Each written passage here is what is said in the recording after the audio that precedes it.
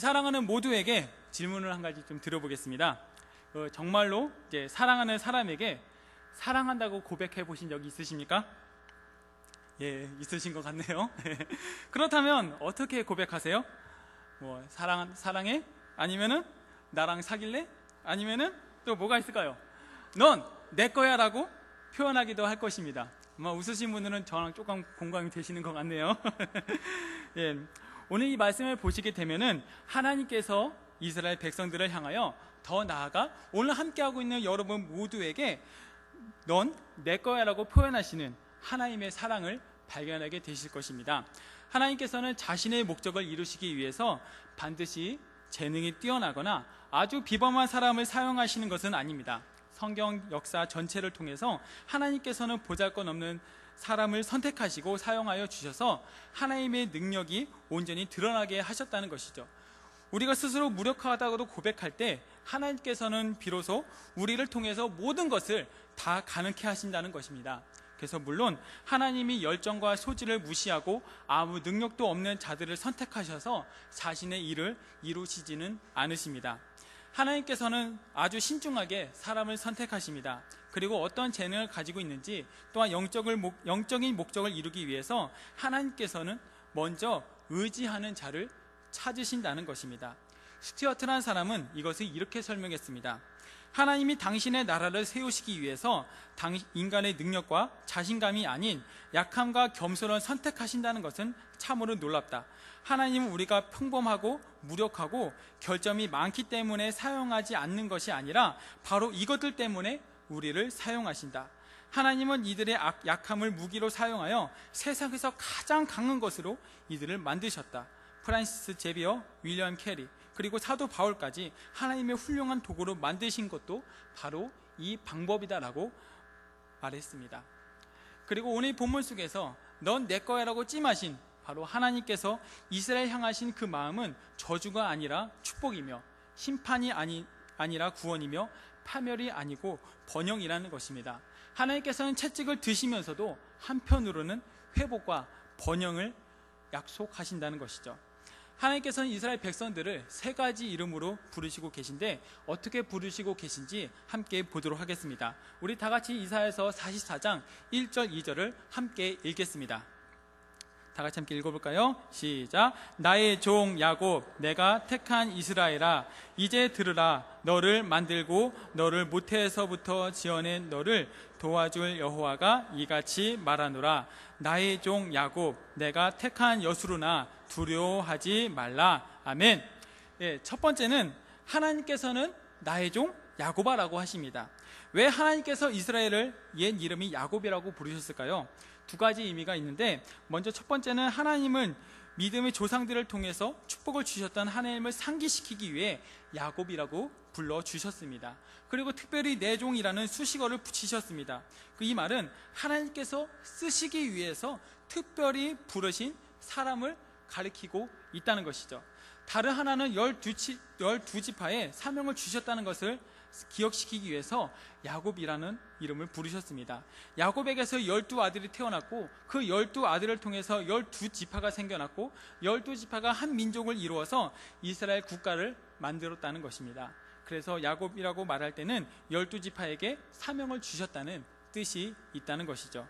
그리고 두 번째는 내가 택한 이스라엘이라고 하십니다. 하나님께서는 축복을 주셨던 과거에만 머무르지 않습니다. 믿음의 조상의 족보에만 머무르지 않습니다. 하나님께서는 이스라엘 백성들의 미래를 향한 비전과 그 모든 것을 이름을 통해서 불러주신다는 것입니다. 혹시 창세기 25장에 보면은 야복 강가에 일어난 사건이 기록되어 있습니다. 그 창세기 25장을 보시게 되면 야곱이란 이름의 뜻이 나옵니다. 야곱은 태어날 때 형 에서의 발 뒤꿈치를 잡고 태어나 야곱이라는 이름을 얻었습니다. 이것은 상징적인 의미가 있습니다. 사람, 그리고 기득권, 그리고 전통, 그리고 돈을 붙들려고 살려는 그런 전형적인 인물이 바로 야곱입니다. 그러나 그렇게 해서는 축복을 받지 못합니다. 야곱은 자기 한계를 느꼈습니다. 야곱은 자기 인생의 절망을 느꼈습니다. 그래서 이대로는 안 되겠다라는 생각까지 하게 됩니다. 그래서 하나님의 천사가 왔을 때 그를 붙들고 놓아주지 않게 됩니다. 그렇게 해서 이스라엘이라는 이름을 얻게 됩니다. 이스라엘은 하나님과 겨루어서 이겼다라는 뜻입니다. 사람의 발 뒤꿈치를 잡던 야곱이 하나님을 붙잡은 것입니다. 그래서 상대가 달라지게 된 것이죠. 그리고 하나님께서는 내가 택한이란 말을 덧붙이셨습니다. 이스라엘은 한 개인이 아니라 한 국가 그리고 한 민족을 의미합니다. 따라서 내가 택한이라는 이 말은 이 나라는 너희들이 만든 나라가 아니고 내가 세운 국가이고 내가 만든 나라라는 그런 뜻을 가지고 있는 것이죠. 그래서 그렇기 때문에 오늘 이 살아가는 우리 모두에게도 그대로 적용되는 것은 하나님께서 세우신 그 나라에 살고 있기 때문에 바로 우리 모두는 하나님의 것이라는 결론으로 이어지게 된다는 것이죠. 세 번째는 내가 택한 여수룬이라고 말씀하십니다. 여기서 나오는 여수룬이라는 단어는 의롭다, 올바르다라는 뜻입니다. 자주 쓰는 단어가 아니라 이스라엘 백성들을 명예롭게 할 때 쓰는 단어인 것이죠. 야곱은 사기꾼과 같은 인생을 살았습니다. 형의 발 뒤꿈치를 잡고 나왔을 뿐만 아니라 장자권도 도둑질해가고 그리고 축복의 물주기까지 인위적으로 자기에게 오도록 바꾸었습니다. 그래서 야곱은 늘 불안했습니다. 적이 있었죠. 그런데 그 사기꾼과 같은 그 야곱을 고귀한 자, 의로운 자, 그리고 올바른 자라는 이름을 가진 여수룬으로 하나님께서 바꿔 주신 것이죠. 그래서 야곱을 이스라엘을 더 시적이고 아름다운 여수룬으로 바꿔 주신 것을 보면 이스라엘을 향한 하나님의 그 뜨거운 사랑, 그 놀라운 사랑, 그리고 아끼는 마음, 그리고 회복시키고자 하는 그 의지를 엿볼 수 있을 것입니다. 사랑하는 사람들의 특징이 있습니다.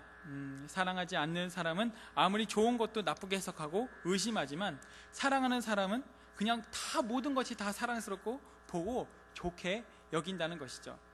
여러분에게도 이런 따뜻한 마음이 있으시기를 간절히 바라겠습니다. 믿어주고 이해해주고 좋게 해석해 주십시오. 그리고 긍정적으로 바라봐 주십시오. 누가 그 사람에게 대해서 나쁜 말로 하려고 하면 아니라고 변명해 주십시오. 사랑하면 자연히 그런 마음이 생길 것입니다. 그래서 다르게 본다면 하나님께서 이스라엘 백성들을 편애하시는 것 같습니다. 그렇게 야단치고 혼내시고 화를 내시기다가도 결론을 보면 용서하시고 사랑하시고 이해하시고 회복시키시고 축복하시고 다시금 넌 내 거야 라고 하시는 하나님을 발견할 수 있을 것입니다. 이 하나님이 계시니까 우리는 얼마나 안심이 되는지 모릅니다. 내가 행한 대로 하나님께서 갚으신다면 아마 우리는 누구도 하나님 앞에서 살 수 없을 것입니다. 정직하게 저도 역시 마찬가지고요. 그러나 하나님께서는 못 본 척 하시고 못 들은 척 하시고 모르는 척 하십니다. 그냥 좋게 귀엽게 따뜻하게 예쁘고 사랑스럽게 우리를 만져주신다는 분이시죠. 그래서 1절 2절 속에서 이스라엘에 대한 세 가지 호칭뿐만이 아니라 이스라엘과의 관계도 찾아볼 수 있을 것입니다. 하나님께서 우리를 만드신 분이십니다. 그분은 창조주이시며 우리는 그의 피조물입니다. 그분은 토기장이이며 우리는 그분의 그릇에 불과합니다. 흙으로 토기를 빚듯이 하나님께서 이스라엘을 예쁘게 빚어주셨고 또한 여기 앉아 계시는 우리 모두의 인생을 빚어주신다는 것입니다. 하나님께서 만드셨기 때문에 하나님은 후회가 없으시고 또한 하나님께서 만드셨기 때문에 우리는 두려움이 없을 줄 믿습니다. 가장 천한 것에서 가장 귀한 것으로, 가장 낮은 곳에서 가장 높은 것으로, 아무것도 아닌 것에서 가장 영광스러운 것으로 만들어 주신다는 것입니다. 할렐루야. 만들어 주셨는데 그냥 만들어 주신 것이 아니라 여기 본문 말씀 보니까 모태에서부터 만들어 주셨습니다. 하나님께서는 우리를 사랑하실 때 우리를 보고 사랑하는 것이 아니라 우리를 모태에서부터 시작할 때부터 사랑하셨다는 것입니다. 아마 여기에 자녀를 낳으신 분이 많이 계실 줄 압니다. 여러분이 자녀를 사랑할 때 임신하셨을 때부터 바로 두 줄 표시된가요? 조그만 거. 그 두 줄 표시될 때부터 사랑하지, 애를 딱 낳고 나서부터 얘가 남자인지 여자인지 요때 사랑하신 아니지 않습니까? 그렇죠? 예, 저도 아들 낳는데 너무나 사랑스럽더라고요. 예, 그러니까 마찬가지로 우리의 형편과 우리의 모습이 어떻든지 간에 하나님께서는 우리를 너무나도 사랑하신다는 것이지요. 그래서 오늘 성경을 보면 이스라엘을 지으신 분은 모태에서부터 사랑하셨습니다. 이 하나님이 두 가지를 하십니다. 우리를 도와주시고요, 또한 나를 설계하고 나를 지으신 분이 나의 정신 상태, 나의 또한 육체적인 조건, 그리고 나의 심리 상태, 우리의 그 모든 앞날까지도 제일 잘 아신다는 것이죠. 그래서 나를 지으신 분이 하나님이시기 때문에 하나님만이 나를 고칠 수 있다는 것이죠. 그렇다면 잘 안다는 뜻이 무엇일까요? 결론적으로 두려워하지 말라라는 것입니다. 우리는 늘 두려움에 휩싸여 살아갑니다. 그래서 하나님께서 나를 돕는다는 생각을 덜하기 때문일 것이죠. 하나님께서 나와 함께 하신다는 생각을 하게 되면 어떠한 경우를 만나도 두렵지 않게 될 것을 믿습니다. 그래서 이 말씀을 우리의 삶 가운데 적용해 본다면 하나님께서는 우리를 넌 내 거야 라고 찜해 주셨다는 것이죠. 그 찜당한 우리들은 앞으로 이 세상 살아갈 때에 두려워하지 마십시오. 하나님께서 우리의 모든 것이 되어주십니다. 하나님께서 우리의 백이 되어주십니다. 할렐루야. 하나님께서 우리의 든든한 후원자가 되어주십니다. 그래서 그것을 믿고 살아가시는 우리 사랑하는 모두가 되시기를 간절히 바라겠습니다. 이제 우리 3절 4절을 우리 함께 보도록 하겠습니다. 3절 4절 같이 읽겠습니다. 시작. 나는 목마른 자에게 물을 주며 마른 땅에 시내가 흐르게 하며 나의 영을 내 자손에게 나의 복을 내 후손에게 부어주리니 그들이 풀 가운데서 솟아나기를 시냇가에 버들같이 할 것이라. 아멘. 우리는 1절 2절에서 우리를 위로하시고 격려하시고 용기를 주시는 그런 희망을 주시는 하나님을 발견하게 됩니다. 함께 읽으신 3절 4절에서는 이스라엘에게 회복과 번영과 희망을 주시는 하나님을 발견하게 됩니다. 먼저 첫 번째는 하나님께서 목마른 자에게 물을 주며 라고 말씀하십니다. 다른 번역에서는 목마른 자가 아니라 갈증을 느끼는 사람이라고 표현을 씁니다.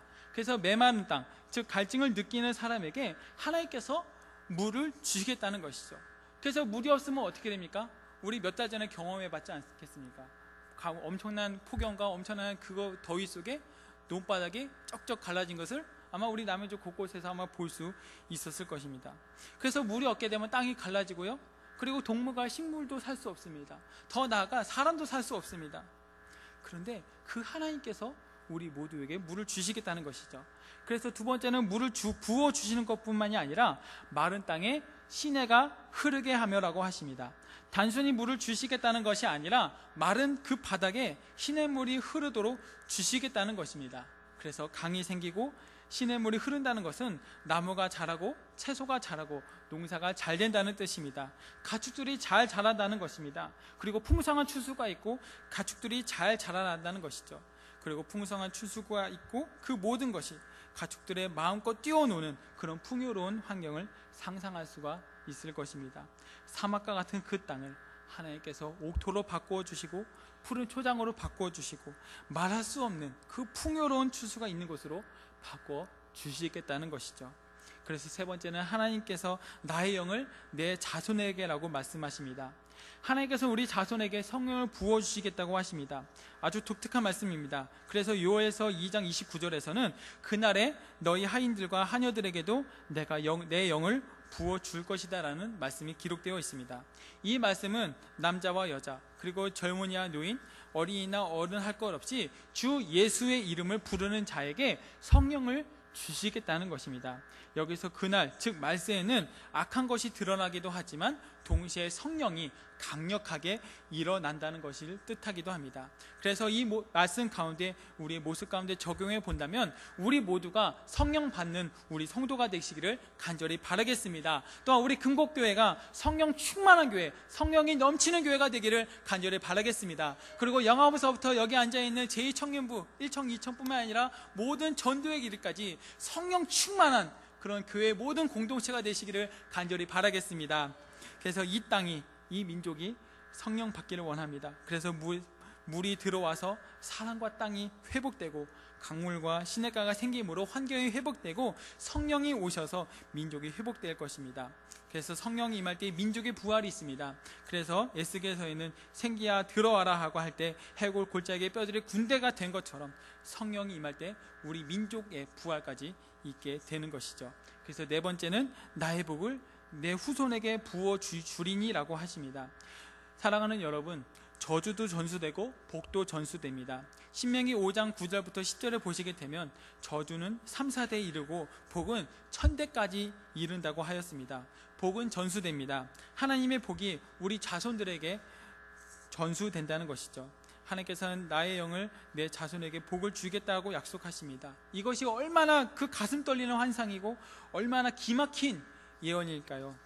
하나님은 포로 생활에 찢기고 상한 이스라엘 백성들에게 회복과 번영과 희망을 약속하는 놀라운 말씀을 하고 계십니다.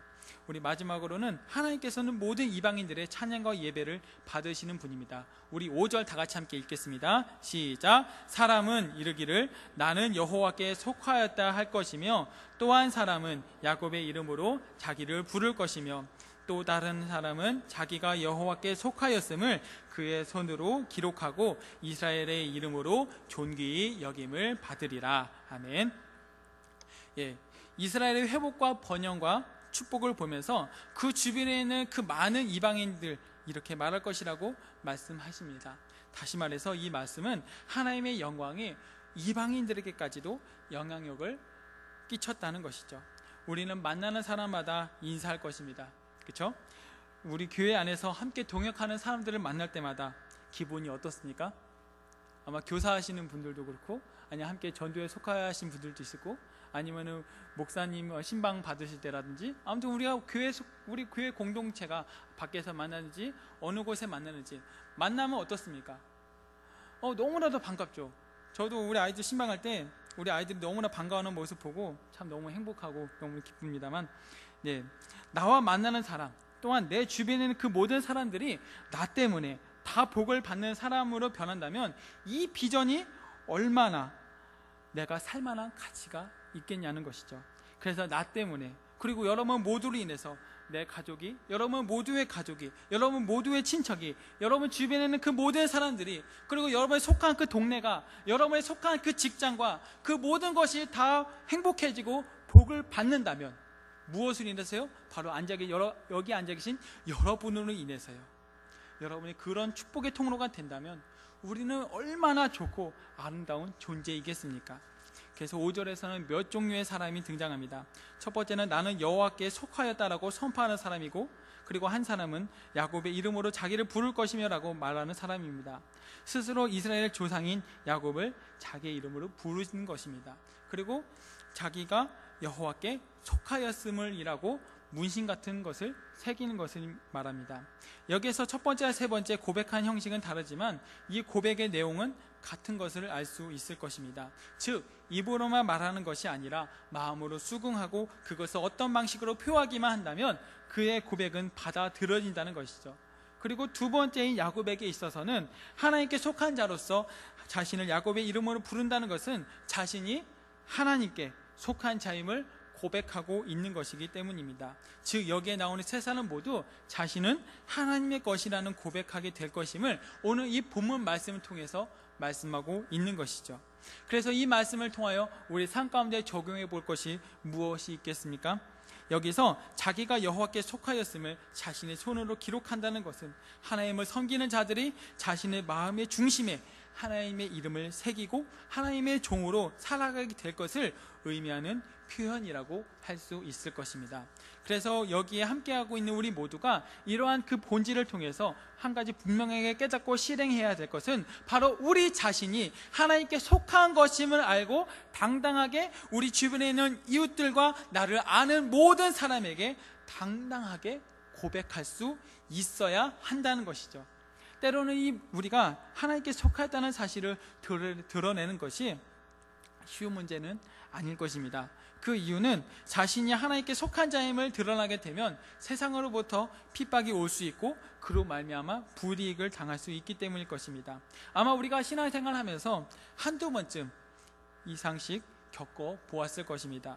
그래서 이러한 이유로 많은 사람들이 교회에 소속을 두고는 있지만 예배를 드리며 세례를 받고 교회 가운데에서는 성도답게 행하려 하지만 정작 밖에 나가서는 자신이 하나님께 속한 자임을 당당하게 밝히지 못하고 있는 것이죠. 그러나 우리 사랑하는 성도 여러분, 이것을 결코 부끄러워해서는 안 될 것입니다.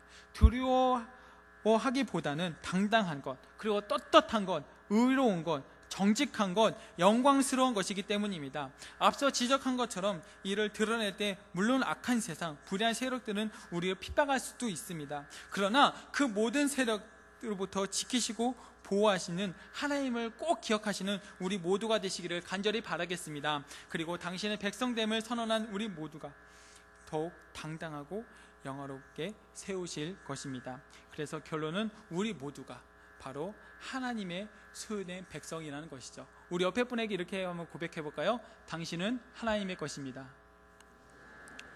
그리고 당신은 하나님의 사람입니다.